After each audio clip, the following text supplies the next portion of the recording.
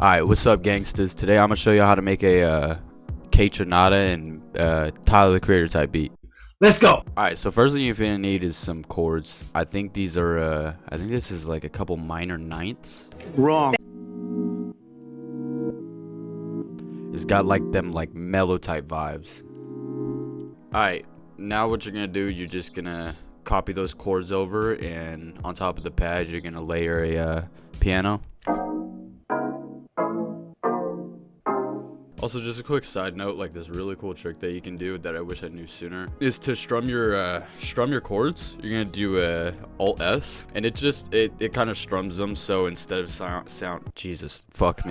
instead of sounding super like robotic and mechanical, it has more like a natural feel to it. But you see the difference? It's kind of like it's playing them kind of like a second off instead of all at the same time. Okay, anyways, moving on. Next up, we have our first lead.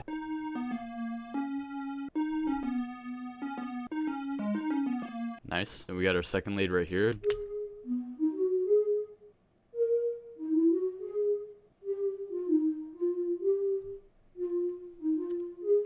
Alright, next up we get I call it a glide, because I'm not really using a lot of different keys here. I just kind of do one note and then just let it like slide. To the right. And then we get a little plucky here, and it looks like a lot, but it's really not. You just kind of, yeah. And then I copied it up an octave, and then I also messed with the velocity, so it's less intense at the higher octave.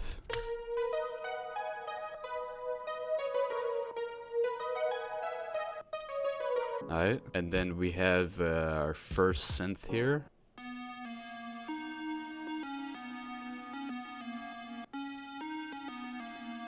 Sexy. Alright, and then we got our bass. I actually, now that I think about it, I didn't really use the bass on this track. I mainly used an 808, but I'll show you guys anyways.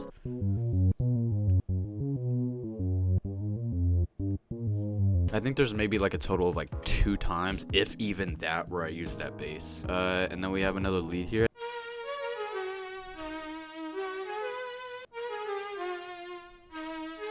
Then we have an ARP.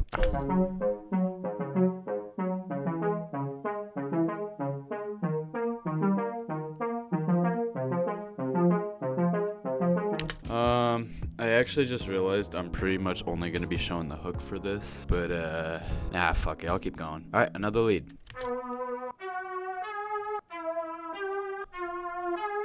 It kind of sounds almost like a trumpet, but it's not. Yeah, that's actually from Purity, bro. Sounds like a fucking trumpet. I don't care. Alright, we have another poly here. Just for some texture. Alright, we got a bell here. Also, if you look up here at the top, the reason it says A and B kind of speaks for itself. They're different patterns. It kind of switches every single time I make something. Like sometimes I'll do P1, P2, P3, whatever. Sometimes I'll just do A and B, and sometimes it's just a fucking mess. So, yeah. We got another pad because I love pads. Pause. Now that I think about it, I think that's actually out of key. Oh well, fuck it. We ball. Alright, and then we have the last poly. Alright, and that's pretty much it for the instruments, so let's go to the drums. So we got our first kick here.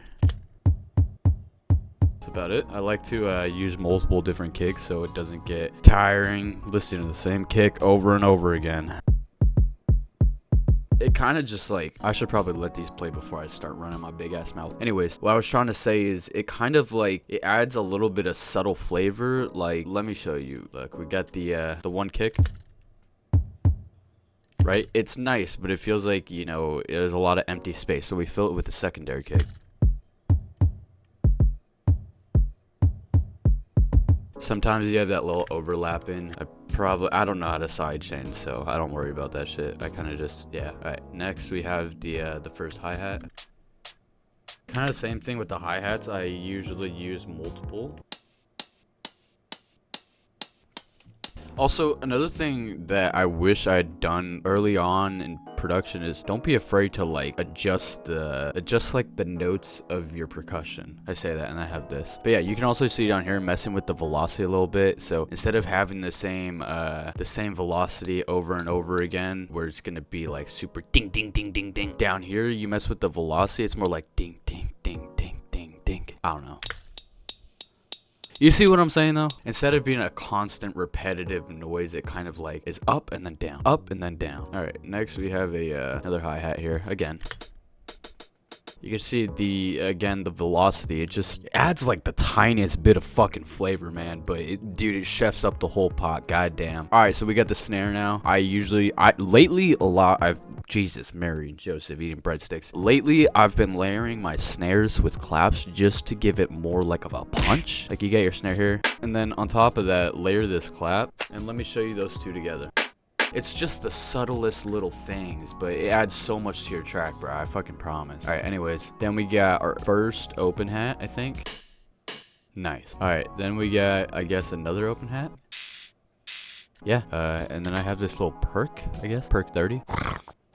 Then I got some congas. Again, messing with the notes. Then I got first tom right here. Alrighty, then I got the second one right here.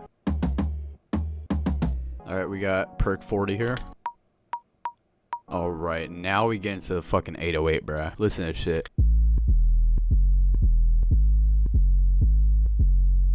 Alright, little thing. A lot of motherfuckers like to get really intricate with the bass or the 808s, whatever they're using. I be doing that sometimes too, but honestly, it's not absolutely necessary. Sometimes simpler is better. I'm one to talk. Alright, and we got our last set of snares here.